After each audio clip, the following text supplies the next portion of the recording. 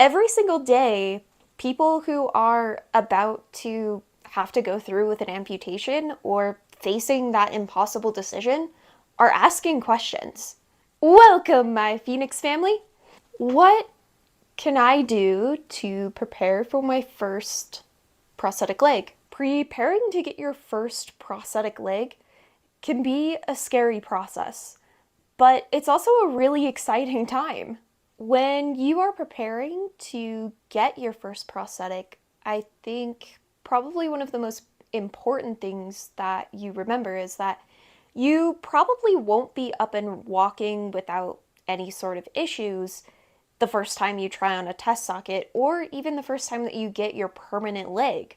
This is because the process of fitting a prosthetic is a process, and it might take a while until your prosthetic feels good for you to be walking around with. It also takes time to learn how to walk again after an amputation, because it will feel very different than anything you've probably ever experienced in your life. That's not to discourage you from trying to learn how to walk with your prosthetic. It's a worthy goal. Just keep in mind it's probably going to take a while. In the time leading up to your first prosthetic fitting, you will probably be given something similar to a shrinker sock. A shrinker sock is used for most prosthetics in the process of shrinking down your limb to a more normal size that it would be when you're inside your socket.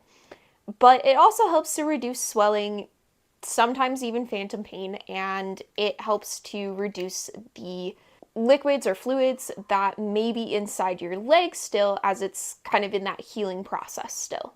The process of trying to shrink down your limb can be somewhat painful, but wearing a shrinker sock for several hours eventually should not be so painful that you basically can't do anything else in your day. Yes, it might increase pain some, but it shouldn't be increasing your pain so bad that you're pretty much doubled over and can't do anything. Which is kind of what happened to me. When I tried to wear a shrinker sock for several hours a day, I realized that there was no way my limb was going to let me do that. Absolutely not. It threw a giant fit. So, what did we do instead of a shrinker sock?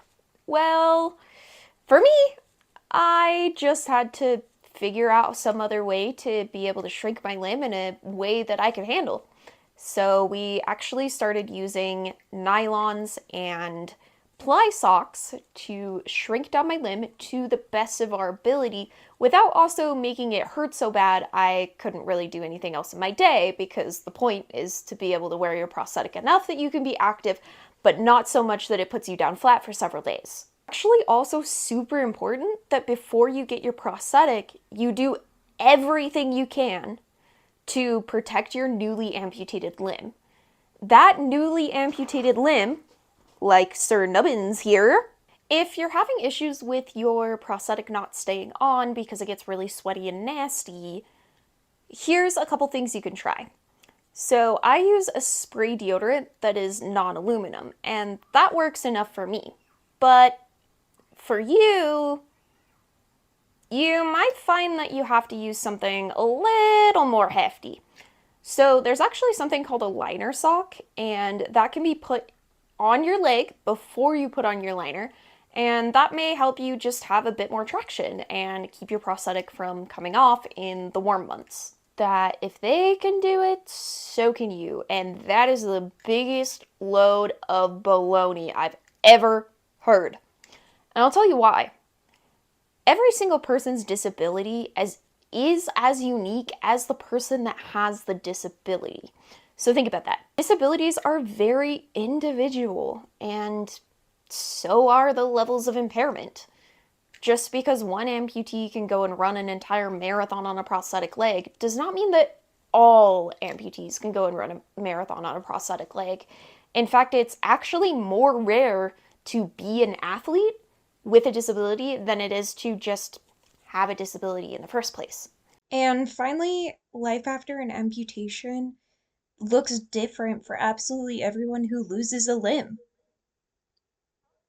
However, I can tell you that if you do decide to go through with an amputation, and that is the main reason that you're here watching me in the Phoenix family, then welcome, because you're in good hands.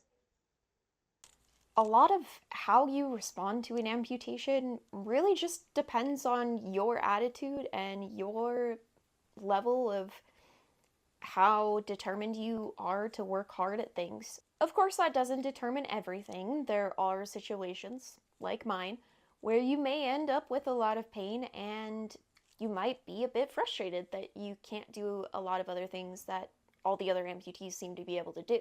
Most amputees who lose a limb because of complex regional pain syndrome have a harder time wearing a prosthetic. There is a great chance that you can have a better life by going through with an amputation. Of course, I'll caution that it should be within the bounds of talking with the doctor. It should be within the bounds of you feel like that is the best thing for you to do spiritually and physically, that you've done your homework before you just jump into amputation. You'll probably find that life with an amputation is a good kind of different.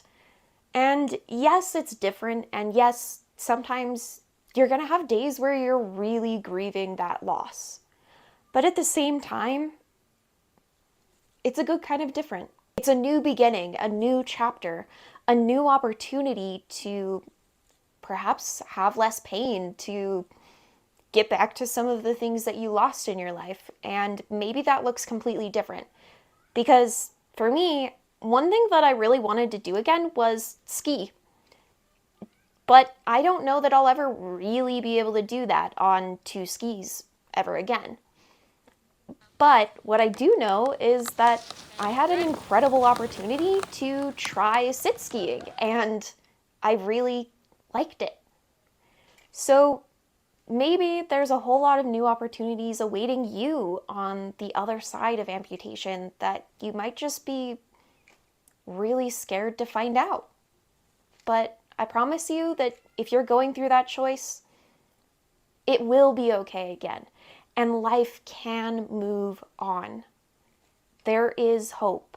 And just real quick, if you have not had the incredible opportunity to come and join me for a snack chat, I would love to invite you in to have a snack chat with me because it's so cool to talk to you guys and get to know you in a way that I never see when I'm on the other side of the camera. So it's been amazing that way. And it's also a great opportunity for you guys to come and ask your questions to me, who's somebody that's been through it.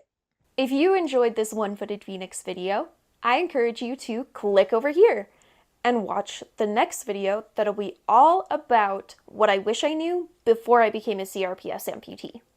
There's a lot of good little nuggets in there. Thanks for watching, and I'll see you all in the next video.